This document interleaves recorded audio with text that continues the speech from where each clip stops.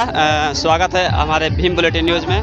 और आज आप देख सकते हैं बाबा साहब बी आर अम्बेडकर की जयंती हमारे गांव में नहीं, हमारे देश में नहीं, बल्कि अक्रॉस द वर्ल्ड पूरी दुनिया में धूमधाम से मनाई जा रही है। और हमारे बड़े भैया हैं, मैं चाहता हूं कि आज का जो उद्देश्य है बताइए हमारे दर्शकों को कि बाबा साहब का जो अचीवमेंट है, जो उन्होंने अचीव किया है, या फिर जो 14 अप्रैल का उद्देश्य है, क्यों मनाया जाता है, हम लोग क्यों उसके लिए इतना ललायत रहते हैं बाबा साहब को लेकर। साथियों, सबसे पहले मैं अपना परिचय देता हूं।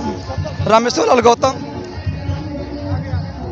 जिला मंत्री अखिल भारतीय बाबा साहब डॉक्टर भीमराव अंबेडकर समाज सुधार समिति जिला शाखा कुशीनगर के तत्वाधान में ग्रामीण शाखा महुआ का यह बाबा साहब का जयंती समारोह आयोजित हुआ है, जिसमें तमाम गांवों से मिलकर के नौजवान साथी, माताएं, बहनें, बड़े बुजुर्ग इसको अंजाम दे रहे हैं। जैसे में धनहा ग्राम सभा, बैरिया ग्राम सभा, बगरादुर ग्राम सभा, पसंदपुर, नवापार, मुंडेरा, महुआ, बेलवा खुर्द ग्राम सभा के सभी साथियों, माताओं, बहनों के साथ हम ये शोभा यात्रा को सफल कर रहे हैं।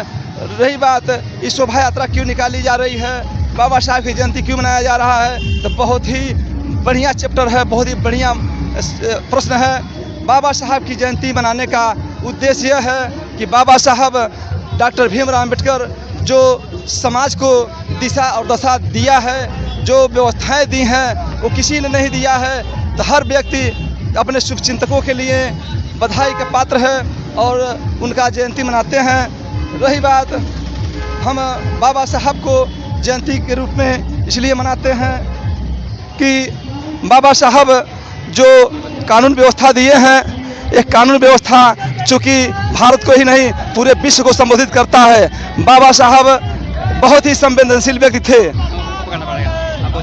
बाबा साहब बहुत ही संवेदनशील व्यक्ति थे। बाबा साहब जब जन्म लिए तो उस समय बहुत ही कठिनाइयों के परिस्थितियों के बीच जन्म लिए थे।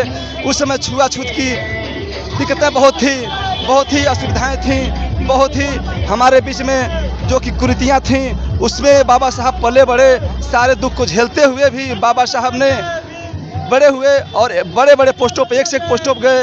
उसके उपरांत उनको सम्मान नहीं मिल पाया। देश विदेश से बहुत सी डिग्रियाँ लाए बाबा साहब, लेकिन विश्व के नंबर 1 का विद्वान थे। फिर भी बाबा साहब को जब अवसर मिला समाज के लिए कुछ लिखने को, तो किसी के साथ भेदभाव नहीं किया। संवेदनशीलता के साथ पूरे समाज के लिए हक अधिकार की बात किए, सर्वजन हिताय की बात किया बाबा साहब ने। और संविधान में जो कानून व्यवस्था अंकित किया सर्व समाज के लिए और मानव कल्याण के लिए, इतना ही नहीं पशु पक्षियों के लिए भी बाबा साहब ने कानून बनाया। एक क्वेश्चन और, जैसे कि मान लीजिए कि आज जो बाबा साहब को लेकर, मतलब जैसे SC ST कास्ट है, खासकर SC के जो SC वर्ग है, बाबा साहब को लेकर ज़्यादा सेलिब्रेट करती है, बाबा साहब को लेकर ज़्यादा एक्टिव रहती है। जो देश में बाकी जातियाँ वो क्यों नहीं एक्टिव रहती हैं? क्यों? क्या उनके माइंड ब्रेन वॉश किया गया है, या फिर उनके माइंड में कुछ और भर दिया गया है? ज़रा उस पर फोकस करिए आप। हाँ, बहुत बढ़िया बात है। जैसे अनुसूचित के लोग ज़्यादा फॉलोअर हैं, ज़्यादा फॉलो करते हैं, इसलिए कि जिसको भूख रहती है वही भोजन का व्यवस्था खोजता है। जो भरा हुआ है पेट वो भोजन का व्यवस्था नहीं खोजता है, उसको चिंता नहीं होती है। जिसको अभी तो कहते हैं, काफ़ी लोग कहते हैं कि हमको खैरात में मिला है सब आरक्षण और कानून, खैरात में नहीं मिला है। हम संघर्षवादी व्यक्ति हैं, हम बाबा साहब के अनुयायी हैं, संघर्षशील व्यक्ति हैं। तो हम लोग अपने हक अधिकार सम्मान के लिए लड़ाइयाँ करते हैं, संघर्ष करते रहते हैं। बाकी वो लोग तो ऐसे आराम में पैदा हुए, ऐसे आराम में जिए हैं, उनको क्या फिक्र है बाबा साहब का, चिंता क्या है? उनको खैरात में उनको मिला, हमको खैरात में करते हैं। और बाकी जो रिजर्वेशन की बात रही है, बाबा साहब ने जो खैरात की बात आती है कहीं ना कहीं, जो बाबा साहब ने रिजर्वेशन केवल एक पर्टिकुलर जाति के लिए नहीं दिया है, SC ST के लिए, उन्होंने सभी जातियों के लिए दिया है, ताकि समाज में एक इक्वलिटी आए, समानता आए, और सभी जो जितने भी लोग हैं, चाहे जाति स्तर पे हो चाहे सामाजिक स्तर पे हो, सबको एक समानता से देखा जाए, और जो विकास हो, देश में विकास हो। क्योंकि देश का अगर विकास आप चाहते हैं तो केवल सिंगल एक आदमी का विकास हो जाए तो देश विकसित नहीं कहलाएगा। यहाँ पे सभी लोगों को, एक एक बंदे को, एक एक जाति को, चाहे किसी भी कास्ट से, चाहे किसी भी कम्युनिटी से बिलोंग करता है, उन सभी को विकसित होना ज़रूरी है। और हम जो अपना स्टैंड बनाएंगे दुनिया लेवल पे, तो हमें पता चलेगा कि जो हमारा स्टैंड बनेगा उससे हमें रियलाइज़ होगा कि हमारा देश क्या कर रहा है, जो विकसित कैटेगरी में है या फिर विकासशील में है। अगर हम एक जातियों को दबा देते हैं या फिर उनकी जान ले लेते हैं, मारते हैं, शोषण करते हैं, तो ऐसे हम कहाँ कल्पना कर सकते हैं एक अच्छी सोसाइटी की, या फिर कहाँ हम ऐसे एक अच्छे देश की कल्पना कर सकते हैं?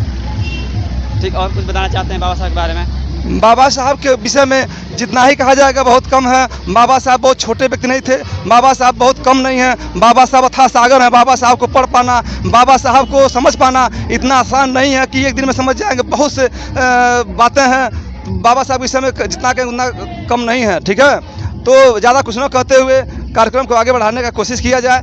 बाबा साहब जो कि समझ लीजिए कितने संवेदनशील थे कि बाबा साहब सबसे पहले बौद्धिक थे, बौद्धिक विचारधारा के थे। भगवान बुद्ध के शीलों पर आधारित तो अपना व्यवस्था बनाए हैं, जो कानून व्यवस्था बनाए हैं उसमें किसी प्रकार का कोई भेदभाव, किसी के साथ कोई दुर्व्यवहार नहीं किया गया है। संवेदनशीलता के साथ बाबा साहब ने सबके हक, सबके अधिकार, सबके सम्मान की बात किया बाबा साहब ने, इसलिए बाबा साहब पूजनीय है और विश्व में पूजे जाते हैं। ठीक है, जय भीम, जय भारत और स्वागत है और फिर से भीम बुलेटिन न्यूज़ में। आप हमसे जुड़े रहें और आपको पल पल की खबर मिलती रहेगी।